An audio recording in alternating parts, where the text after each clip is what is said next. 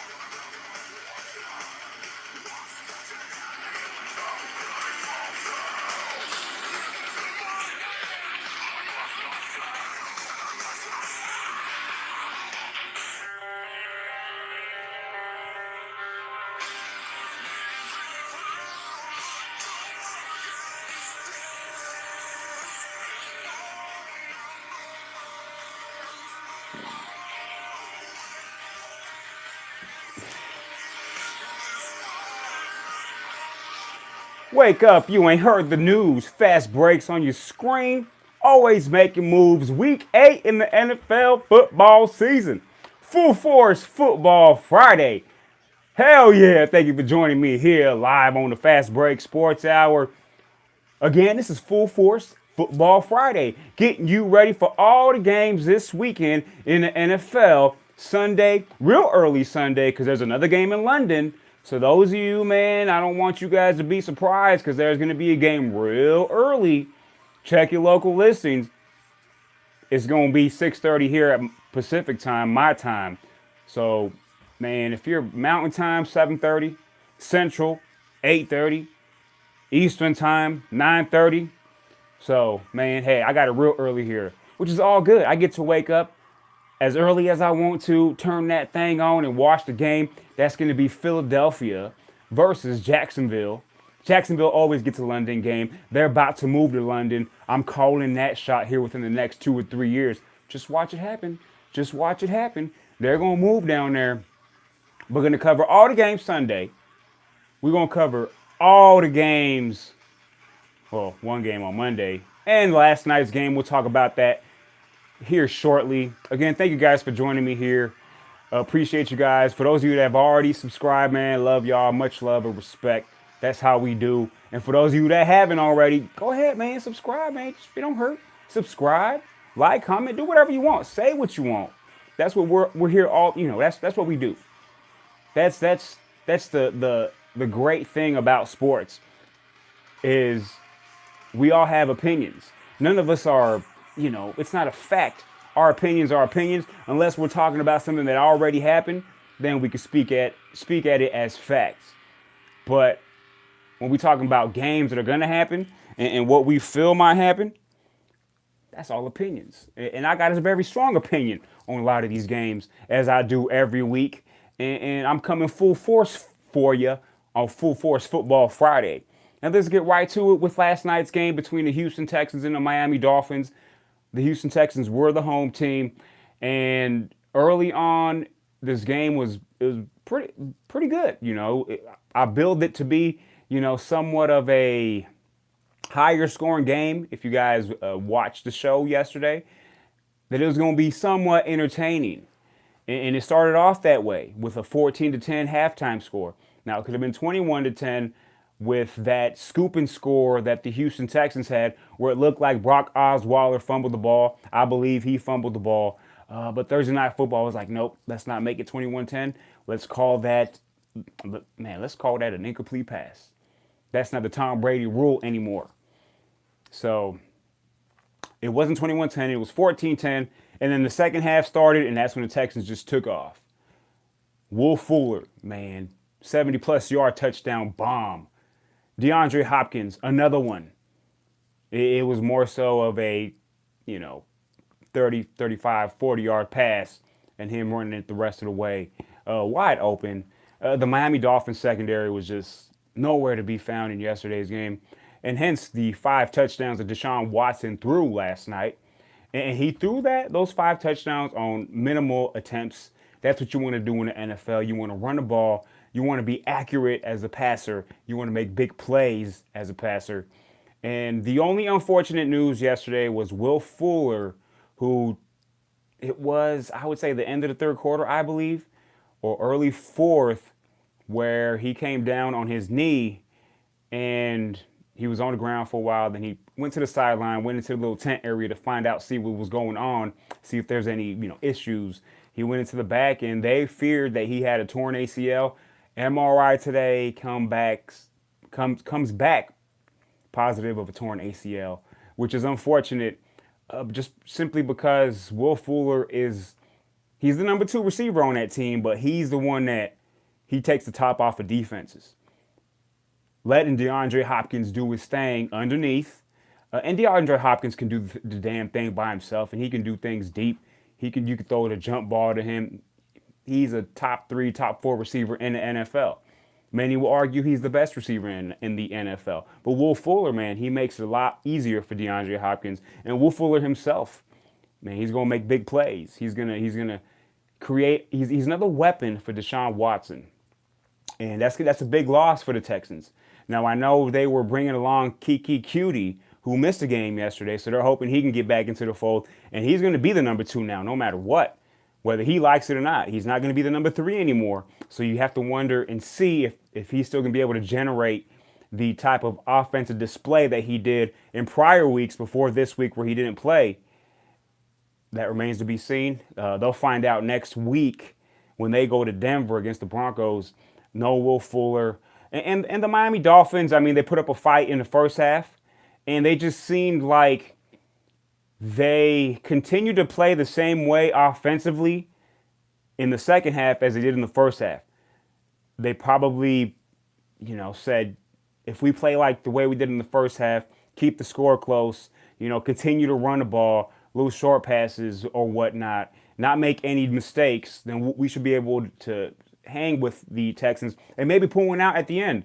But what they didn't realize was the Texans were going to adjust to that defense the Dolphins were putting out there, and they were going to light them up.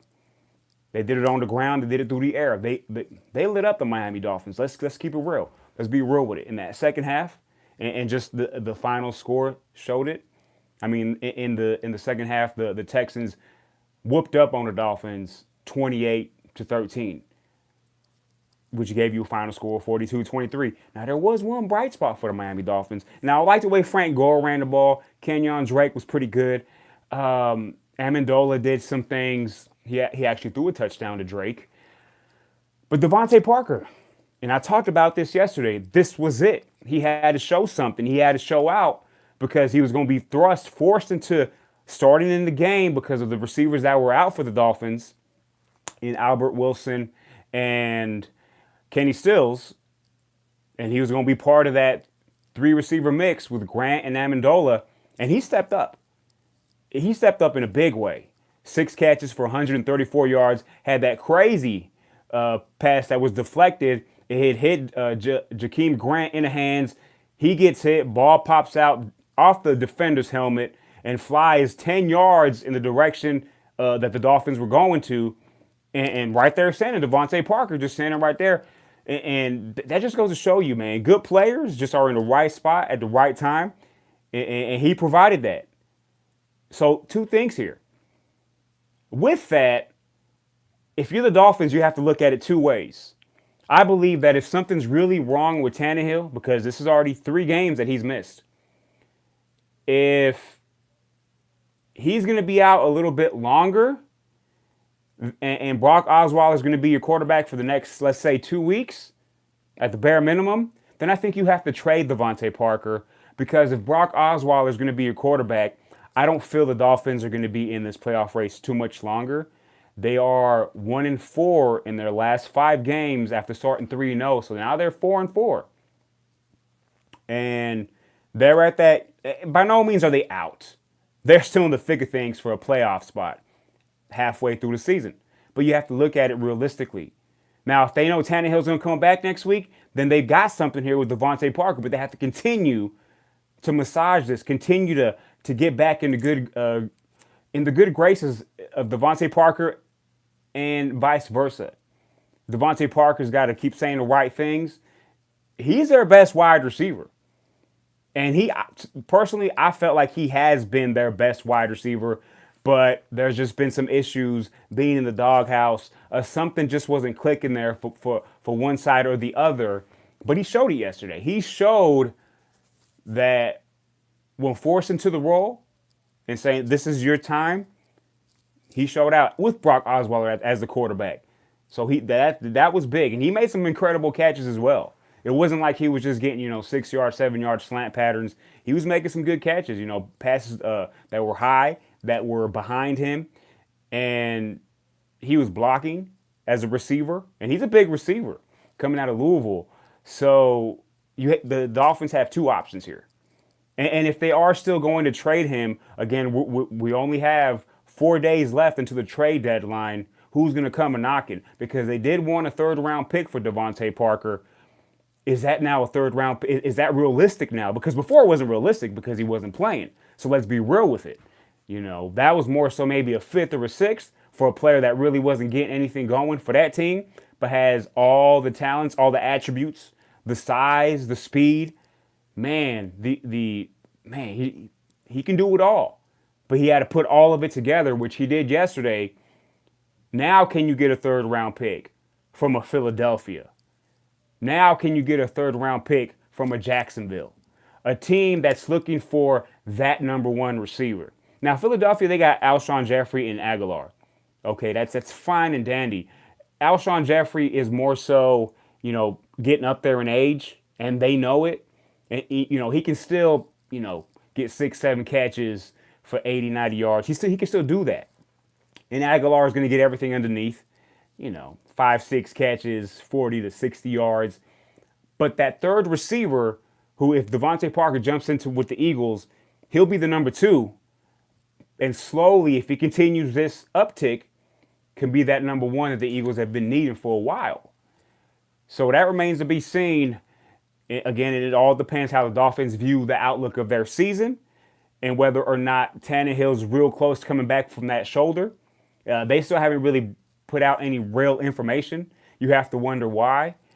So if Tannehill's all good and well and they continue to grow with this relationship with this player from last night, I think they'll be fine.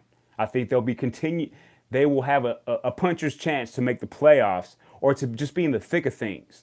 At least 500, 9-7 type of season. Without Devontae Parker, without Ryan Tannehill, this team's looking like 7-9, possibly 6-10, depending on how just they match up with their division foes. But again, the Dolphins are trending down after starting 3-0, and the Texans are trending up. The team that won last night, trending up after losing their first three, started 0-3. They've won their last 5. And you can argue they're one of the hottest teams in the NFL, winning their last 5. Probably the hottest team in the NFL. And now Deshaun Watson looking like he's comfortable. But then he gets that little curveball, a little wrench in the system with Will Fuller out. That's a big loss. So can Kiki Cutie come back and give them what Will Fuller was giving them? Now, he's not going to take the top off the defense. That's not what he does. But can he be consistent, in the short, intermediate routes and just take some pressure off Hopkins? Because, Hopkins is used to it, whether it's a backup quarterback or him having to deal with quarterback after quarterback after quarterback. But if the defense is like, let's just double team DeAndre the whole time and we'll take away their weapons, we'll see. So that's going to be a thing to look for here in the second half of the season with the Houston Texans. And that defense is stepping up. That defense is they gave up some runs. I think they did pretty good in the scheme of things when you talk about QB pressure. But in a run game, I think they struggle a little bit. But that defense is coming along, just just the way you want it to come along at the right time. So we'll see what the Texans look like here in the second half of the season. But big win, 5-game win streak. Now they got a little mini bye here, 3 days off until they start preparing next week for the Denver Broncos. And let's get right into it. We talked about it. Eagles and Jaguars, London game, very early, 6:30 for me. Man, I'm gonna be making pancakes. You know what I'm saying? I probably this is the man 6:30 game. That's it's tough because I gotta go get my donuts every morning. So I gotta be strategic about this. Very strategic. So I'm probably thinking that at halftime of this game, depending on where the game's at, where the ball, how much time and all that, man, y'all know what I'm talking about. Halftime, I gotta go get them donuts. You know what I'm saying? Because I don't think I'm gonna get donuts at 5:30 in the morning. I could, but nah. We'll sleep until 6:15. Get up, brush the teeth, go downstairs, run downstairs, get comfortable, turn that game on, and then halftime, man, jump in the ride and go get my donuts, whatever I need. And then right after the game, man, make them pancakes. You know what I'm saying? Because I'm going to have 30 minutes before that next game. I'm going to be tuning into the Broncos and Chiefs. But Eagles and Jaguars, these two teams, now the Eagles, obviously, they're the defending champions. And the Jacksonville Jaguars were a couple plays away from being in that Super Bowl to face the Philadelphia Eagles. These two teams I had picked before the season started to miss the playoffs completely. Just because of the simple fact that I didn't trust Blake Bortles. And for the Philadelphia Eagles, I didn't think Carson Wentz was going to be Carson Wentz of last year. Not yet. Now, he's shown flashes, but you can see with the 3-4 start that he probably came back a couple games too early. And he's still not all the way there. Now, you can put that with them not having a real solid run game and or the receiving core being a little bit less than what he wanted. Now, he still got Zach Ertz. Zach Ertz, top 3-4 tight end. Alshon Jeffrey is still a viable wide receiver, can still make some big catches. But in the backfield, I mean, once you lose Jay Ajayi, you kind of lose you're somewhat of a workhorse. I say somewhat because to me, the Eagles never really used Jay Ajayi the way he was meant to be used. The guy needed to get 18, 19, 20 carries, and he was getting about 12, 13. So he was still their workhorse, but just still not enough. And now you have Clement, you got Smallwood, you got the rookie Josh Adams, and they're splitting it. One of them's getting 8 carries, the other one's getting 6, and the other one's getting 4. So there's no consistency there. They're more so of a threat in the pass game. So the Eagles are 3-4. The Jacksonville Jaguars are 3-4. And the reason why they're 3-4 is because if you think about it, last year, it's not like Blake Bortles was lighting up the scoreboard. It's just their defense was that much more dominant. Now this year, they're not as dominant. Now they're still the number 3 defense overall. But when you look at just the teams they've played, like the Kansas City Chiefs, man, giving up 30 points to Kansas City. And then now this one, it kind of tricked me. The Dallas Cowboys, they gave up 40. So that just shows you they're not the same defense. I don't know if they're just disheartened because of the offensive play or the offensive play of Blake Bortles, and they're just like not having it. And the reason why I say that is because I've seen this with the Denver Broncos, where after the Super Bowl, they had that dominant defense, no fly zone. And even last year, no fly zone wasn't that dominant because the offense couldn't get anything going. So you start to say, why are we playing so hard? It's not going to matter. We have to do everything. And it starts to become a separation between defense and offense, and they take it personal, So, they're professionals. They have to still get the job done. But when you're on the field the majority of the game because your offense goes 3 and out or your offense throws picks, Blake Bortles throws picks, or just not making the right decisions, then you're going to be disheartened. You're not going to play as hard. That's just a natural feeling. So there's that. Again, both teams are 3-4. Now, loser of this game, I definitely say they are out of the playoff mix. Now, some of you might say, well, the Eagles are in a pretty bad division. The Redskins are still 4-2. Okay? The Redskins are still 4-2. If the Eagles drop to 3-5, you're 3 games out of the loss column to the Redskins, And you're not going to get in as a wild card. This division is only going to have one team make it. The NFC East is only going to be one team. And the Eagles have to win this game to keep pace. Now, if the Redskins lose on Sunday, that you can leave the door open slightly there, but then you still got the Cowboys who are on a bye, so they're going to be part of the mix as well. It's just going to be a 3-team Royal Rumble because the Giants are out, you know. But can you imagine if the Redskins win this weekend and they go to 5-2, and Eagles lose to the Jacksonville Jaguars, and you're 3-5? You're 3 games out in the loss column, halfway through the season. And the road's going to get a little bit tougher, too, if you're the Philadelphia Eagles. So, in Jacksonville, now, I don't think they're going to make the playoffs either way. But you can argue they have a better shot, even if they lose. But no, not really. You can argue both of these teams. But either team that loses, I'm definitely going to put a pitchfork in them just because of the division they're in and just the trends they've been on lately coming off of last year where they obviously the Eagles were the champions and the Jacksonville Jaguars arguably had the best season in their franchise's history. Let's be real with it.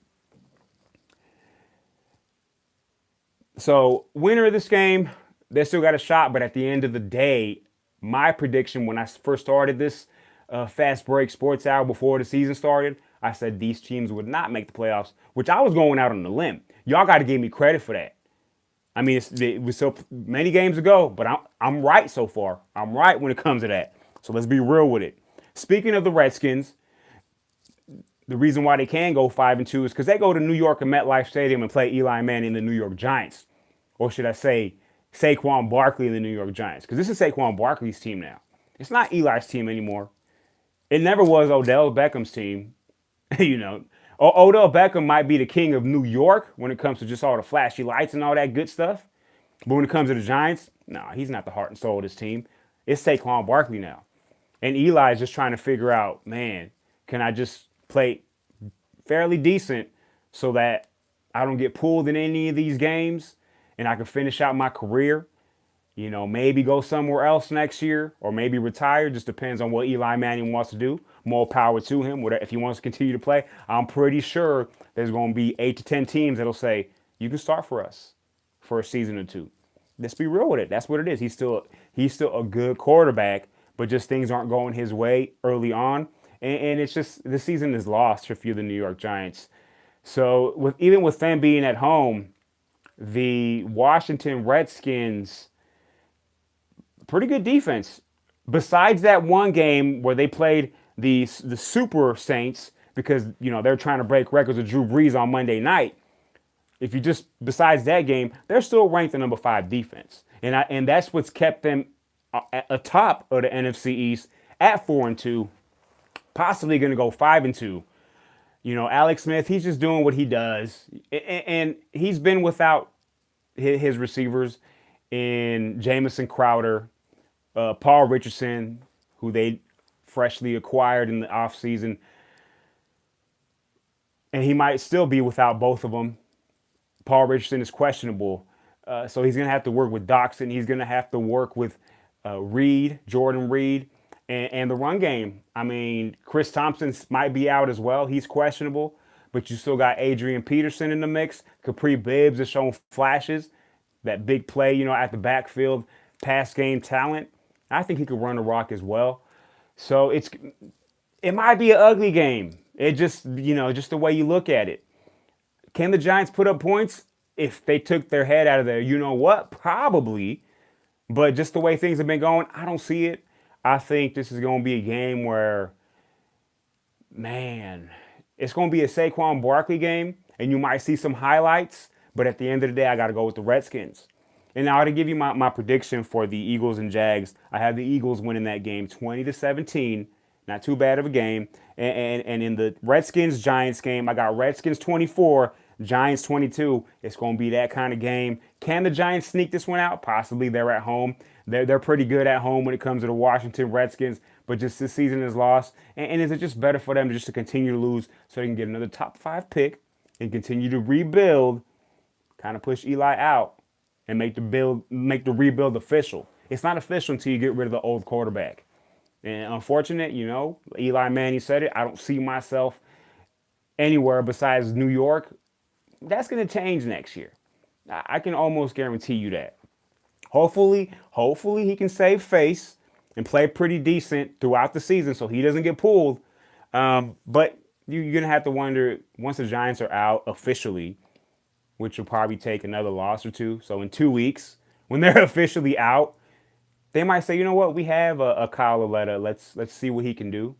Let's have him. Let's thrust him in there. Let's have him play some games, and maybe there's something there, and maybe we don't have to draft a quarterback in the top 5, and we can draft another piece to help out. So that's going to be something the New York Giants have to think about. Again, I got the Redskins 24-22. Right now, the Redskins are 4-2, and the Giants are 1-6. They done been pitchforked. We've already talked about that.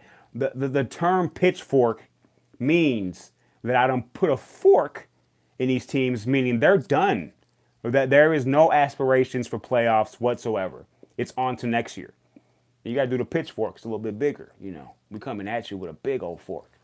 They use that for like the hay or whatnot. I don't know. If y'all from the farm, y'all know what I'm talking about. Browns at the Steelers. Another early game. Cleveland 2-4-1 going against the Pittsburgh Steelers, who are 3-2-1. And if you guys remember, these are the two teams that tied earlier in the season. I believe the score was 21-21. And it was full of Pittsburgh Steelers turnovers. That's how Cleveland stayed in this game, because Pittsburgh was up 21-7 in the fourth quarter, but they kept giving the ball back to the Browns, and the Browns were able to come back, tie the game, go to overtime, and it stayed tied. And that was one of those games where it's like, oh, the Browns are going to win, but then they didn't because they missed a field goal at the end. And they didn't get the win, but they got the tie. So, but now, the Browns are 2-4-1, ecstatic. The Browns got 2 wins, man. It's what an improvement already. Baker Mayfield, and then you got Nick Chubb, who is now going to be the primary running back. And he's going to be a good one, a real good one. And against Pittsburgh, can he run the rock against Pittsburgh? Definitely can. Can Baker Mayfield throw the ball around against Pittsburgh? Definitely can. You got David Njoku, your tight end. He's been really sticking with him. Jarvis Landry, obviously I don't really got to talk about Jarvis Landry. He's their best receiver. Antonio Callaway, I think they're still missing that part of the game when it comes to getting Antonio Callaway on deep passes. That's his specialty, or using him just on reverses. Kind of like the way you would use a Tyreek Hill. Kind of like the way you would use a Jakeem Grant, a lesser version. Those kind of players, once they figure that out, I think they're going to be a little bit more explosive. But this game's in Pittsburgh. I mean, still no Le'Veon Bell, but this game's in Pittsburgh. You got Ben Roethlisberger, Antonio Brown, Juju. What more can you ask for, man? And Connor's been more than decent. He's been a top 5 running back this year, and even combined total yardage, touchdowns. He's up there with the best of them. So with all of that being said, it's gonna be not an ugly game. I think Pittsburgh's gonna win by double digits, but it's just gonna be one of those games where it's early on. It might take a little bit for the Steelers to get started, and then they'll wake up. Either way, I got Pittsburgh winning this game, 28-17. Never a doubt in this game. Cleveland, again, they have shown improvement. This is just a tough spot for them. I think Pittsburgh really needs the win because they have to keep pace with the Baltimore Ravens, with the Cincinnati Bengals, which both lost last week, with the Ravens going down to the New Orleans Saints, missing that extra point, and Cincinnati just getting the doors blown off for them by the Kansas City Chiefs, 45-10. So this is going to be a big spot for the Pittsburgh Steelers, 28-17 over the Browns. Denver Broncos at the Kansas City Chiefs, and it's like someone's calling me right when I'm about to talk about the Broncos. You don't ever do that. Do not call my phone when I'm about to talk about the Broncos. Yeah, Angel. He's going to be like, oh, man, you doing the show. I forgot. Look, man, the Denver Broncos at the Kansas City Chiefs. Arrowhead. This is out of all the places that the Broncos play on the road, this is the one I hate the most. In the history of the Denver Broncos, me watching the Denver Broncos, I have never liked the Denver Broncos in Arrowhead. Those fans, you can arguably say they're the number one fans in the NFL when it comes to just the noise in that stadium. It's incredible. It's ruckus. And now you add to that arguably the best quarterback right now, a real young quarterback in Patrick Mahomes, which everybody's calling Showtime. Can't do that, not yet. He's the best player right now. He's MVP status, but don't call him Showtime. Don't do that. Not yet. Not yet. You got to win some playoff games before you get a nickname like that. Let's be real with it. But back to Arrowhead. I mean, it's going to take a lot for the Denver Broncos to stay in this game. Now, I didn't say win this game. It's going to take a lot for them to stay in this game. Not because of who the Broncos are this year, but just the history. Even when the Broncos were great with John Elway, with Peyton Manning, they always had issues in Kansas City. Games were always tight, or they would get blown out. There was never really a game where the Broncos just dominated the Chiefs in Kansas City. There's probably one in there throughout my years watching it, but not really. So this has the makings of a blowout, but I'm not going to give them the blowout. I think the Broncos were lucky enough to get 3 extra days off, because remember, they last played last Thursday, so they get those 3 extra days. Now, the whole Halloween fiasco didn't help them, them acting a fool, and then Chad Kelly doing some weird, whatever, Woody stuff, getting kicked out of that party, and then walking into a stranger's home, sitting on the couch, and then gets whacked in the head with a vacuum. Then, he runs out the house, sits in his vehicle, and cops come and like, yo, what's going on, bro? So that was a big thing. He got released. So it's definitely a bad time for things like this to happen. But coming from the Broncos, they're all saying, you know what, it's not a big deal. We're prepared for the Chiefs, whatever that means. It's going to take Von Miller and Bradley Chubb to have the type of game they had last week against the Cardinals. They're going to have to actually sack Patrick Mahomes, attack Patrick Mahomes, do whatever they did to Kansas City on Monday night, but actually get to him. Not just make him roll out, not just pressure him, but actually get him on the ground. And they're going to need to cause a turnover, bare minimum. The Kansas City Chiefs just got to do what they do. They are the worst defense in the NFL. Let's not kid ourselves.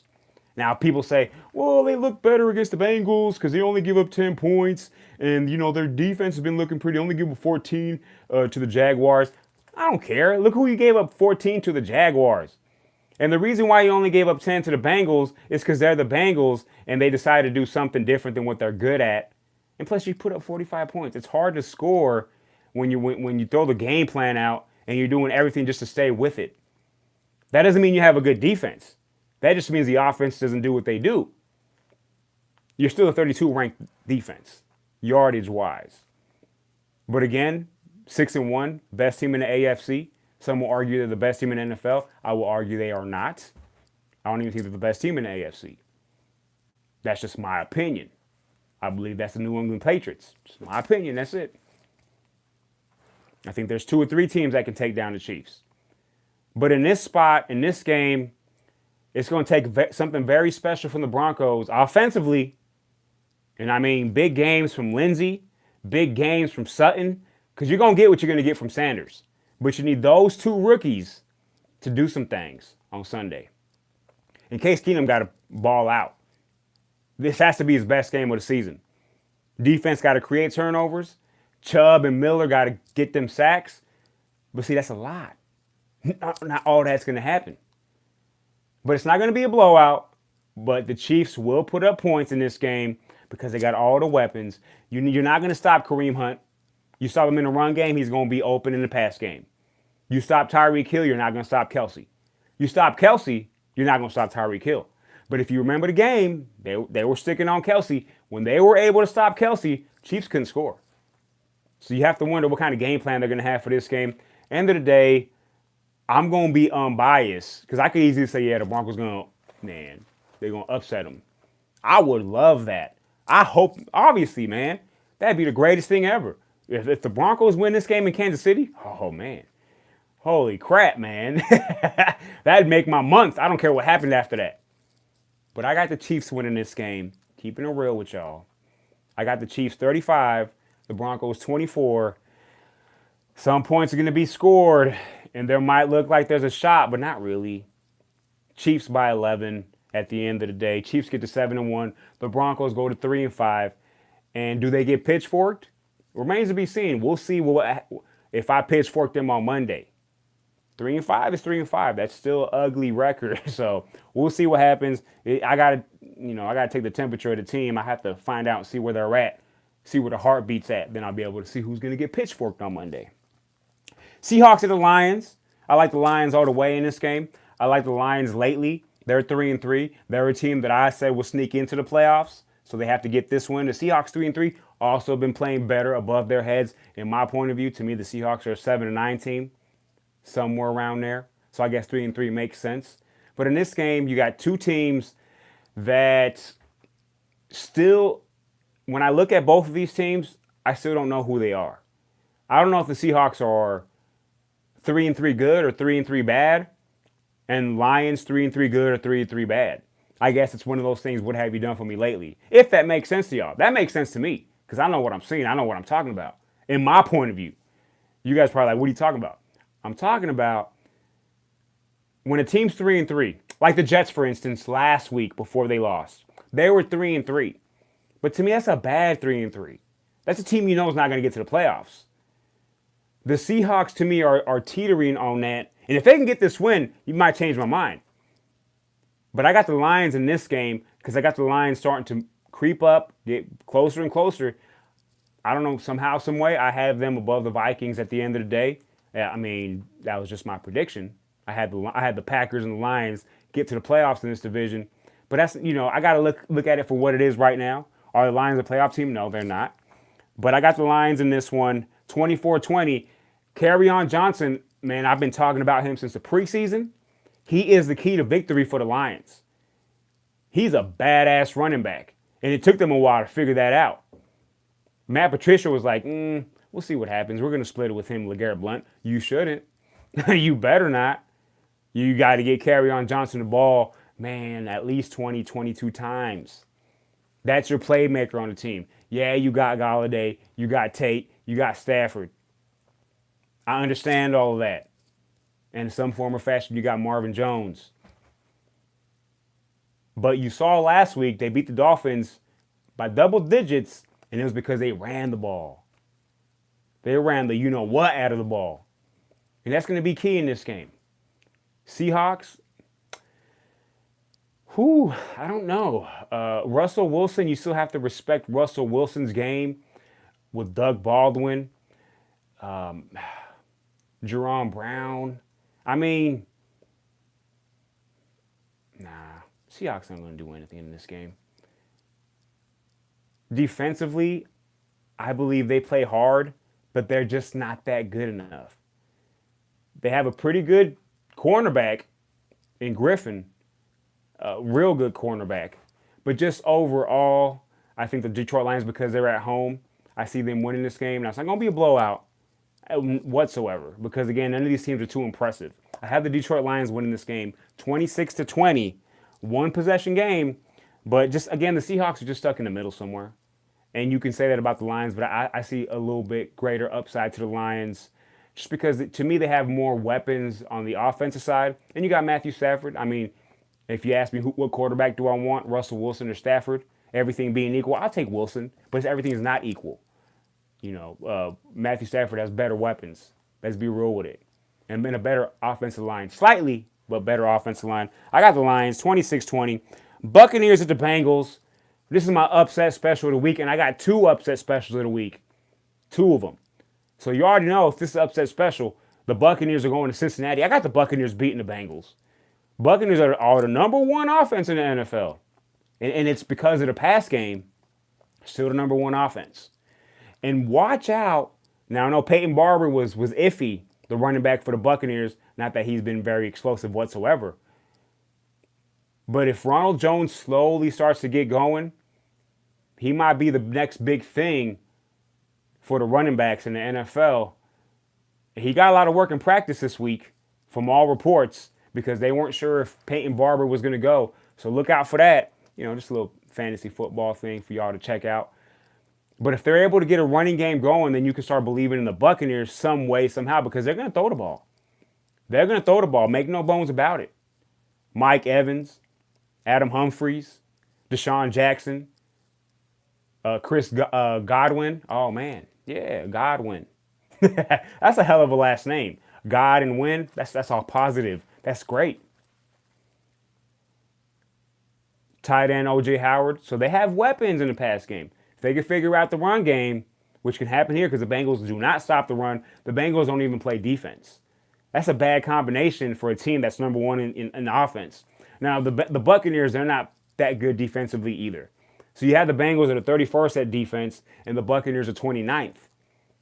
So we might see some fireworks in this game, but I like the Buccaneers and Jameis Winston to pull this out. Yeah, oddly enough, they're going to pull this out. I think the Bengals are still on that hangover after getting their doors blown off by the Kansas City Chiefs, and I think they're going to fumble this one away. I have the Buccaneers winning this game 30-27. Somewhat of a high-scoring game, entertaining game, but the Buccaneers will pull this out. Jets at the Bears. If you thought about this game last year, it'd probably be a snoozer, where it's like, I don't want to watch that game. Now, there's two snoozers later on that I'm going to talk about. I probably don't want to talk about. But Jets and Bears, two teams that are in transition. Two teams with young quarterbacks. Two teams with young coaches. And the Bears, who had a promising defense until lately, have been giving up a boatload of points. I think the Bears get back on track because it's at home. They're playing against a rookie quarterback. Khalil Mack, iffy, if he's to play or not. But I still like the Bears' defense, with or without Mack. Obviously, with Mack, they're just terrible, terribly good. When I say terrible, like ferocious. I'll watch out. I probably shouldn't say that no more. But the Chicago Bears are going to eke this game out. Sam Darnold's on the right track. He's been playing better than what I thought they would. And again, man, the Jets are 3-4. Not bad at all. To a team that I thought was going to go 5-11, they're definitely ahead of that curve. Can they still end up 5-11? Yeah, sure, definitely. Depends on how everything falls out. The Chicago Bears at 3-3, they're also slightly ahead. I saw them as a 7-9 team, maybe 8-8. But if they get this game 4-3, they're right in the thick of things. And it's not like the Bears have been getting their butts kicked lately. They just been coming up short. Dolphins should have won that game. I don't know how they lost it, but they lost in overtime. Patriots shouldn't have won that game, but they were in the game. It was a one-possession game. Kevin White catches the ball on a Hail Mary at the 1 yard line, 1.5 yard line. But the Patriots were going to win. That's just what it is. But the Bears were in it. And if you look at week 1, they should have beat the Packers. So easily this team could be 5-1, but it's 3-3. So I like the Bears in this game against the New York Jets. New York Jets still learning. Their defense is hit or miss. They either play real good or they play real bad. But that's also a detriment to how Sam Darnold's been playing because he does turn the ball over at certain moments of the game. Bears 21, Jets 15. Not a blowout, nothing like that. Just kind of somewhat of a low-scoring game, but the Bears will get this one at home. Ravens at the Panthers. This can be one of those games in a week, but there's a lot of good games this week, man. A lot of good games. Ravens at the Panthers. This is going to be lower scoring when you think about just the way the NFL is. Now, it's not going to be 9-6. It's not going to be 10-3. But it's still going to be lower scoring for football NFL standards these days. And you got two good teams, man. This is going to be a knockout, drag-out type of game with the Ravens, who have the number one defense in the NFL. And you saw how they held the New Orleans Saints to 24. That was a tough 24 the Saints came across by. And the Panthers, it all goes through Cam Newton. The way Cam Newton goes, the offense goes. And how they decide to use Christian McCaffrey. I feel like I said this is a broken record. I feel like I say this every week. If you don't use Christian McCaffrey enough, it's just not going to work. Not going to work. It's not going to work if you give him 10 touches a game. That's not enough. He's your featured back. Now, whether it's a combination of catching the ball or running the ball, he has to get at least 17, 18 touches. That's a bare minimum. To me, that offense runs better when they do that. Yeah, they have options out wide with Funchess, with Greg Olsen, the rookie DJ Moore. Funchess, I just said that. Torrey Smith. Funchess again. Go to Funchess. And Curtis Samuel. Once they figure out how to use Curtis Samuel. To me, Curtis Samuel is one of them players that you can use in a slew of ways. In the backfield, on reverses, short passes, screen passes, deep. To me, Curtis Samuel could do it all. To me, he's a Christian McCaffrey, but as a wideout, if that makes any sense. They got weapons, and they got pretty good linebackers too. So this is going to be a very close game. At the end of the day, I got the Baltimore Ravens falling to the Carolina Panthers. Y'all thought I was going to say the Baltimore Ravens are going to win. That's not what I'm going to say. Panthers win this game 19-17. Very close. It can go either way. The game's in Carolina, so I'm going to give them the advantage there to win this a close game. Might be a last field goal game. Maybe the Ravens miss a field goal at the end of the game, or they just turn the ball over on downs. Whatever it may be. Panthers 19, Ravens 17. And here we go with these bad games. I'm just going to go quick. I don't even want to watch these games. I think even if you got fantasy football players in this game, you don't even want to watch it. Colts at the Raiders, 2-5 versus 1-5. Excuse me, 2-5 versus 1-5. The Raiders just said, we're going to trade everybody. We're going to trade all our good players. Well, Amari Cooper, I guess. Traded Khalil Mack, Cooper to the Cowboys, and Marshawn Lynch out for the season. Probably career's done as well. So, questions with Derek Carr. Is he going to be the quarterback for this team? Is he next to go? I believe he's going to go, but after the season's over. I think Derek Carr will be on a team traded or released from the Raiders once the season's over. I don't think they trade him here in the next 3 days. I think it's a little bit too much to ask for. I think that's just... They are trying to lose on purpose, but not make it look like. But if they trade Derek Carr, it's going to be like, you guys are losing on purpose. So they won't trade Derek Carr, not yet. And then the Colts, Andrew Luck getting back to form, loving it. He's throwing the touchdowns. I believe he has 20 touchdowns on the season already. T.Y. Hilton back in the fold. Marlon Mack had a hell of a game last week. And it's going to be somewhat high scoring, but just two bad teams. Two teams that aren't going to go anywhere this season. Colts maybe sometime next year. They'll start moving in the right direction with Andrew Luck getting this 1 year under his belt and them getting some more help on the line next year possibly. Maybe get a running back, do something to help out Andrew Luck. And for the Raiders, they're still 2 years away, if not more, because they're probably going to get a new quarterback. They're waiting for Las Vegas. So I have the Colts winning this game. And let me see, where's the score at? 27-24. Not a boring game, but just two bad teams where you probably won't even change the channels to that game. And if you do, man, more power to you. Unless you're a Colts or a Raiders fan, more power to you. But it's football. Football's football. NFL, I guess, it is what it is. 49ers at the Cardinals. I'm not going to talk about this game. I got the Cardinals 21-17. 1-6 versus 1-6. Somebody's going to win two games unless they tie. This game's getting no action whatsoever. Packers at the Rams. This is the game of the week. Maybe. We still got another one. And this is another upset special for me. Yes, upset special. Aaron Rodgers off a bye. Receivers coming back. This is going to be a shootout.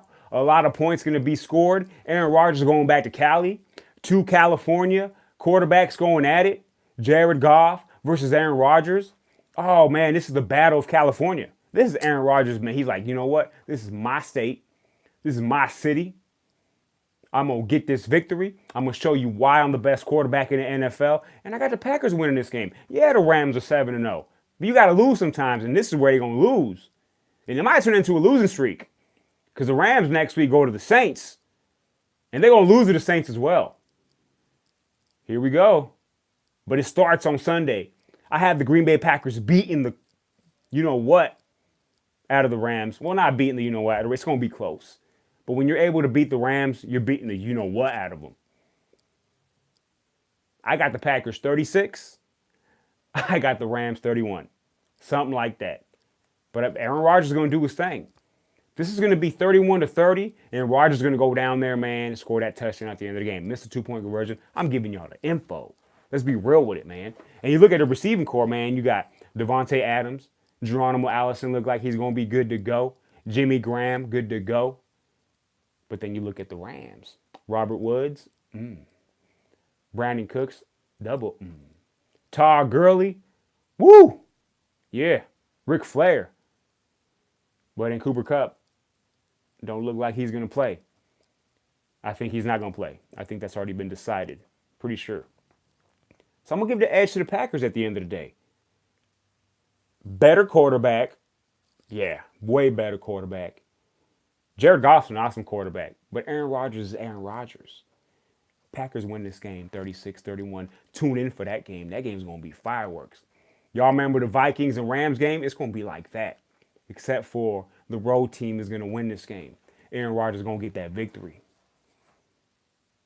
Sunday Night Football. We're getting down to the end here. Another possible game of the week where you have Drew Brees, Michael Thomas, Alvin Kamara going against Kirk Cousins, Stephon Diggs, and Adam Thielen. Sunday Night Football, man, a rematch of last year's divisional game between the Vikings and the Saints, where Case Keenum threw that incredible pass at the end of the game. Stephon Diggs jumps up, catches it. No one's behind him, and he takes off for a touchdown. Last play of the game. That's never been done before. Not like that in a playoff setting. And some of y'all say, well, Franco Harris back in the day. Yeah, that's cool. Whatever. But a rematch, and the Vikings are like, we got your number. So the Saints are like, we got to get this payback because we were the better team. And if you look at the game, the Saints were the better team until that last play. And the Vikings pulled it off. Good old Case Keenum going to need to play like that against the Chiefs so he can pull it out in Arrowhead. Come on, Case. Let's do this thing. But Kirk Cousins now, much more accurate quarterback. And he's going to throw the ball deep. This is going to be somewhat high scoring as well. But at the end of the day, man, I've been saying that a lot, but I don't care. At the end of the day, the New Orleans Saints and Drew Brees, that's the Super Bowl team in the NFC. That's the team I got going to the Super Bowl. And they're going to beat the Vikings in Minnesota, in the Dome. Drew Brees is unstoppable in the Dome. I got the New Orleans Saints winning this game 29-24. Now, I said high scoring, but that's pretty good. Very entertaining game for Sunday Night Football. 29-24 Saints over the Vikings. Whoever gets this game is going to be, it's a big win. Right now, these games are big now. Right now, where we're at in the season, this is do or die. This is where everything matters. There's no such thing as, well, they can afford to lose this game. Yeah, I mean, you could afford to lose a game if you're the Rams, but it's still going to hurt. It's not going to hurt as much as it did. Excuse me, it's going to hurt more than what it did when you lost in week 2, week 3. This is it for a lot of these teams. These teams that got 3 losses, 4 losses, this is it. At the end of the day, you're trying to get to 10 wins to get your spot in the playoffs. And obviously, if you got 5 losses by week 8, week 9, it's going to be tough for you to get 10 wins unless you go on this miraculous run. So teams are going to get pitchforked when I'm back on this thing on Monday for the Fast Break Sports Hour. Man, again, great games on Sunday. Let's run through those great games again. Ravens at the Panthers. Great game. Packers at the Rams. Awesome game. Saints at the Vikings. What more do you want? You got one in the morning, one in the afternoon, and one at night. So don't tell me there's any boring football this week at all. Chiefs are 6-1. They're always entertaining to see. Denver Broncos, that's a rivalry game. I mean, you can tune into that, man. You can tune into that game. You might see an upset. You might see an upset, but it's not gonna happen. Let's hope it happens. And Monday Night Football, the Patriots at the Bills. Come on, man. Let's be real with it. The Bills have no shot whatsoever. I believe they don't have a shot of scoring double digits. Derek Anderson, you're going to kick 2 field goals. And the Patriots are going to feel sorry for you because the Patriots could put up 50 against the Bills if they wanted to. But it's going to be more so 31-6. You know, it's just going to be like, okay, it's done. Halftime is going to be 24-3. Then they'll score a touchdown. It'll be 31-3. But you know what? Let's just pump the brakes. Let's just run the ball, run the clock. Game over. So Monday Night Football, it's a good division matchup, but it's just not even going to be that close. It's going to be more entertaining to see. I'm not going to say it. I was going to say something about Kelvin Benjamin, but I'm all right. I won't say it. Kelvin Benjamin had a pretty good game last week with Derek Anderson. So maybe he gets a little bit better. What I was going to say, because I know you guys are like, what is he going to say? I'm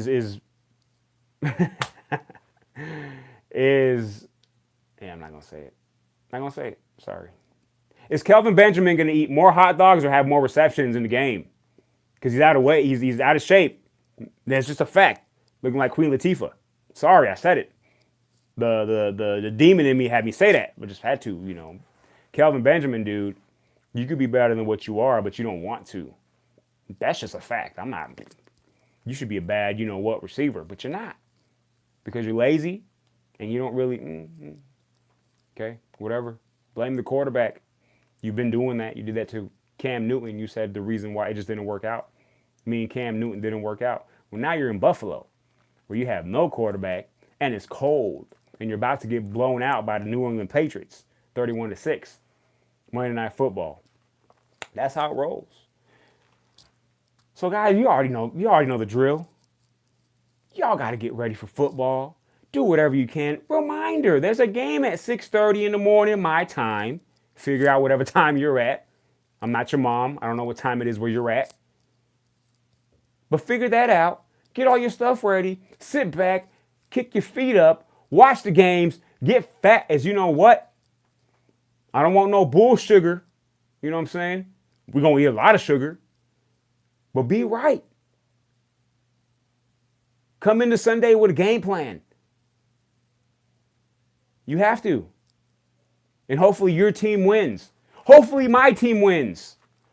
But I really hope you guys have a great Sunday or Monday, unless you're a Bills fan, because you're not going to have a great Monday.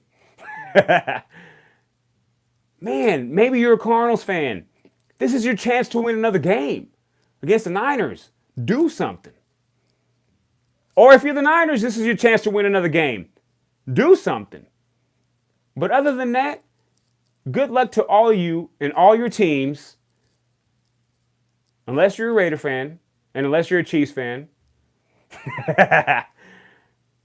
This is Fast Break for the Fast Break Sports Hour. Full Force Football Friday. Man, I hope you guys have a wonderful weekend, a great-ass weekend where y'all just have, man, I hope you guys have a great day every day. Every day is a weekend. Every day is a holiday. Football Sunday. Football Monday. Go Dodgers are going to win Game 3. I guarantee the game. Walker Buehler. Walker Texas Ranger. We're going to get it. Let's go Dodgers. Let's go Broncos. Suns, man. Should be game up. Man, hopefully the team wins. Fast Break Sports Hour out. Full Force Football Friday. Love y'all.